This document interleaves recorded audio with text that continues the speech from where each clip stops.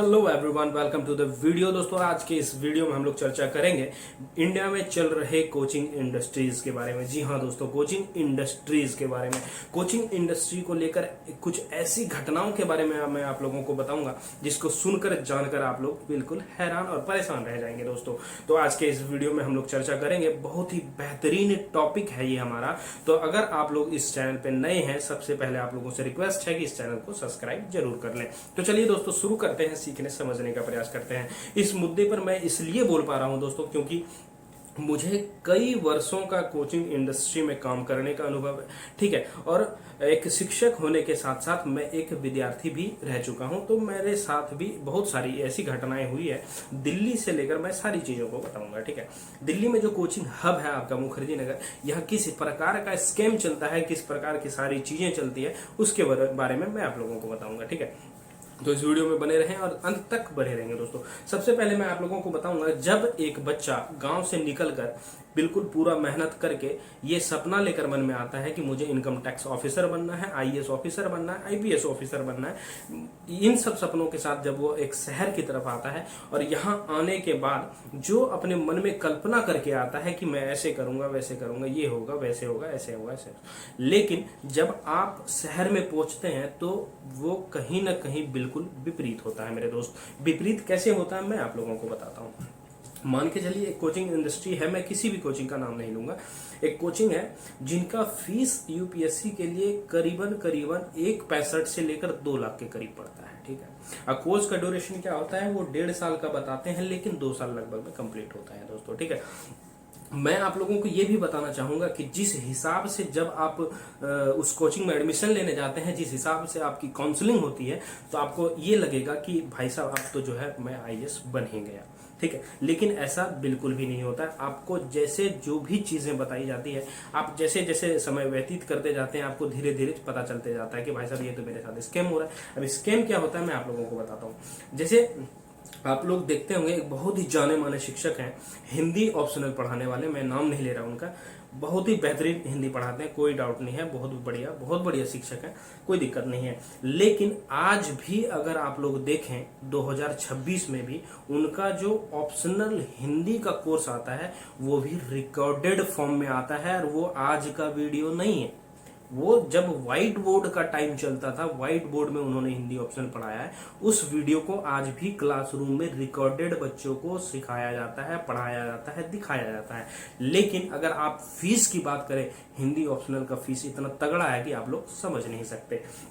सोचिए कितनी पुरानी वीडियो है, और अभी के टाइम में भी जो बच्चा ऑफलाइन एडमिशन लेता है, उस बच्चे के बीच में सिर्फ और सिर्फ वो व्यक्ति 1.5 साल के अंदर अंदर 2-4 बार बस विजिट करने आता है कि भाई हाँ ठीक है, सब चीज बोलचाल बढ़िया, बेहतरीन, कोई दिक्कत तो नहीं है। लेकिन क्या आपको लगता है कि ऐसे सिलेक्शन हो सकता है? और हो भी सकता है तो क्या ये तरीका सही है? मुझे तो लगता है कि भाई साहब ये तरीका बिल्कुल सही नहीं है। क्यों? क्योंकि मान के चलिए आज से करीबन 5-6 साल पहले का वीडियो, वो भी रिकॉर्डेड फॉर्मेट में अभी बच्चों को दिखाया जा रहा है क्लासरूम में, और 1-2 मेंटरशिप को, मेंटर वालों को बिठा दिया जाता है कि अगर बच्चों का कोई डाउट आता है तो आप क्लियर करते रहना। तो कहीं ना कहीं ये कितना बड़ा स्कैम है, कितना बड़ा धंधा बना हुआ है, आप लोग सोच सकते हैं दोस्तों, ठीक है।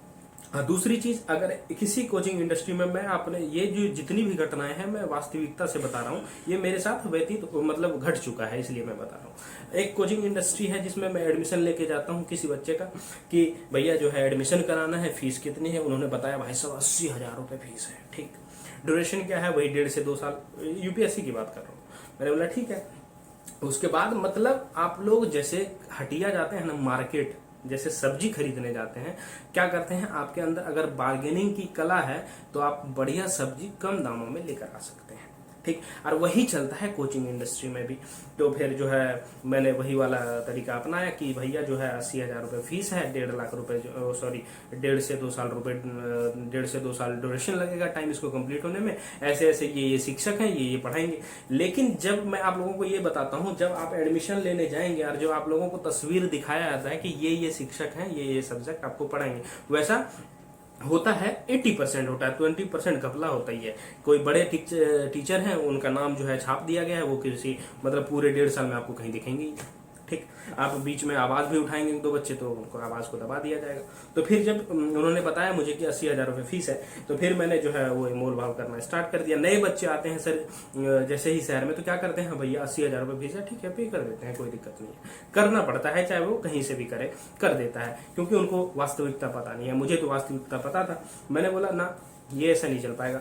फिर जो है मैंने 1-2 मास्टर का रेफरेंस लगवाया, सारी चीजें की, बातचीत करवाई, और वही फीस आप यकीन नहीं मानेंगे 80,000 से घटकर मात्र 52,000 रुपए रह गए। तो सोचिए कि कहीं ना कहीं ये गलत चीज है या नहीं है, बच्चों के फ्यूचर के साथ खेला जाता है या नहीं खेला जाता है। कोई अनजान व्यक्ति आता है, कोई अनजान गार्जियन अपने बच्चों को लेकर आता है, तो वो क्या करता है, तो जितना फीस बताया जाता है वो, क्योंकि उनके मन में एक उम्मीद होती है, एक सपना होता है कुछ करने का, तो उनको फीस के बारे में उतना नहीं सोचते हैं। उनको उनके मन में ये रहता है कि जब तक पैसे खर्च नहीं करेंगे इस दुनिया में कुछ नहीं हो सकता है। तो वो क्या करते हैं, जो भी फीस मांगा जाता है दे दिया जाता है। लेकिन ये वाला जो घटना है बहुत ही गलत है दोस्तों, बहुत ही गलत तरीका है ये कोचिंग इंडस्ट्री का। ये काला सच है, ये खुलकर कोई नहीं बताएगा आपको, मैं बता रहा हूँ, ये वास्तविकता है दोस्तों, ठीक है। और भी ऐसी बहुत सारी घटनाएं हैं, क्योंकि मैं प्रॉपर मुखर्जी नगर में ही रहता हूँ, दिन रात यहीं रहता हूँ, देखता रहता हूँ क्या चल रहा है नहीं चल रहा है, ठीक है। अब मेरे साथ बहुत सारी चीजें हुई है, मैंने बहुत सारी चीजें देखी,